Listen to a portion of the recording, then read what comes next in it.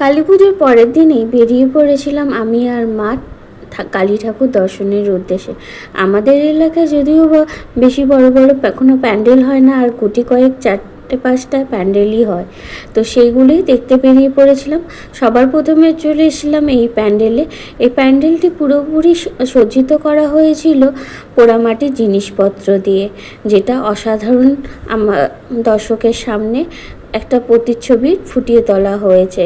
তার সাথে দেখানো হয়েছিল কুমোররা কিভাবে তাদের হাতে এই পোড়ামাটির জিনিস তৈরি করে, তাদের জীবনী আমাদের সামনে ফুটিয়ে তোলা হয়েছে, যেটা আমাদের কাছে স্পষ্টভাবে ফুটে উঠেছে। তার সাথে এখানের দেবী মূর্তিটিও পোড়ামাটির দিয়েই তৈরি করা হয়েছিল। তার পাশে রাখা হয়েছিল আসল কালী ঠাকুর, যেটা পুজো করা হয়েছিল। তোমাদের এই প্যান্ডেলটি কেমন লাগলো আমাকে অবশ্যই জানিও। আর তোমরা কালী পুজোয় কোথায় কোথায় ঘুরতে গেলে